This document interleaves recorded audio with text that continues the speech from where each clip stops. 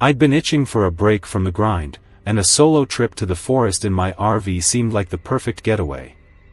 I found a spot deep in the woods, a quiet clearing far from any main roads or campgrounds.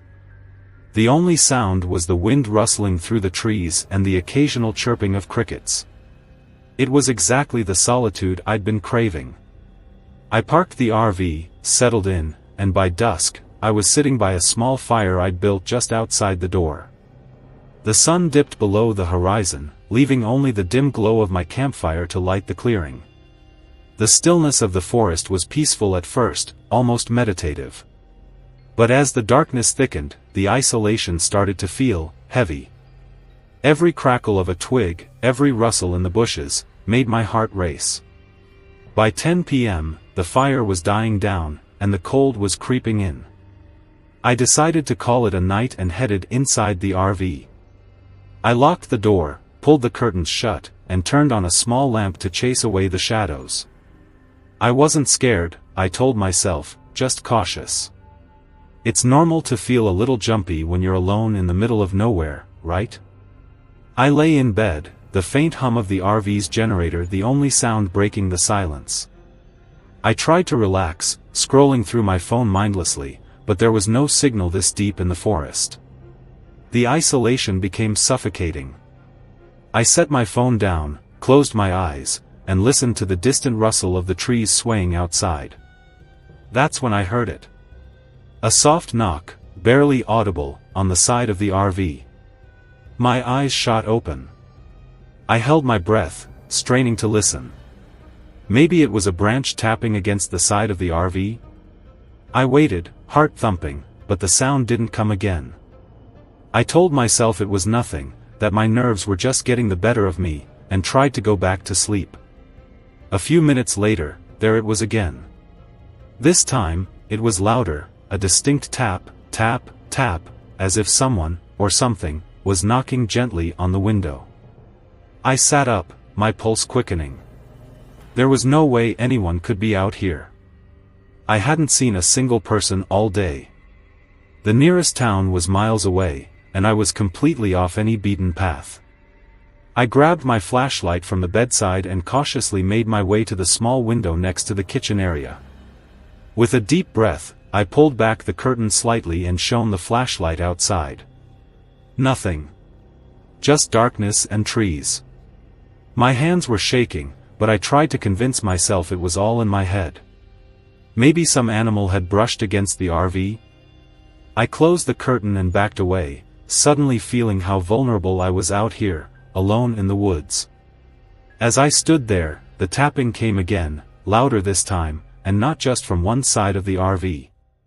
I heard it on both sides now, like someone was walking around the vehicle, deliberately knocking as they went. My skin crawled. Whoever it was, if it was a person, wanted me to know they were there. I grabbed my phone, but of course, there was no signal. The generator hummed quietly in the background, but it did little to calm me. I could feel the walls of the RV closing in, the darkness outside pressing against me. I didn't dare open the door. I wasn't going to step outside to find out who, or what, was out there. Then, the knocking stopped. For a moment, the silence was worse than the knocking. I stood frozen in the middle of the RV, flashlight in hand, waiting for something to happen. Minutes passed, and all I could hear was the pounding of my own heart. Suddenly, there was a loud thud on the roof of the RV, like something heavy had landed directly above me. My blood ran cold. Whatever it was now on top of the RV. I aimed the flashlight at the ceiling, as if that would help, but the beam just bounced off the small space, doing nothing to ease my growing panic. I could hear movement, slow, deliberate footsteps, pacing across the roof. Someone was up there. I held my breath, hoping they'd just leave. Maybe they were trying to scare me off, mess with me for fun. But the footsteps didn't go away. They stopped right above the hatch in the ceiling, the small, retractable skylight used for ventilation. I stared at the hatch, praying it was locked securely. My mind raced. What if whoever was up there tried to break in? I grabbed the only weapon I had, a small knife I kept in the kitchen drawer, and backed up toward the door, unsure of what to do next. Then, the footsteps moved again, this time toward the front of the RV. A few seconds later, I heard the unmistakable sound of someone, grabbing the door handle, jiggling it, testing it. I lunged toward the door and deadbolted, just in time to hear another tug, harder this time. My heart was in my throat, every muscle in my body tensed. I held the knife up, trembling, listening as they kept trying the handle, pulling on it harder with each attempt. And then, silence. I waited, listening intently, but the door handle stopped moving. The knocking ceased, and the footsteps on the roof vanished. I stayed frozen in place for what felt like hours, knife in hand, every nerve on edge, waiting for the next sound. But nothing happened. Eventually, exhaustion overtook me, and I must have dozed off, sitting on the floor with the knife still clutched in my hand. When I woke up, the sun was rising, its golden light filtering through the small windows. I was alive, and the forest outside looked as peaceful as ever. I opened the door cautiously and stepped out. There were no signs of anyone, or anything, around.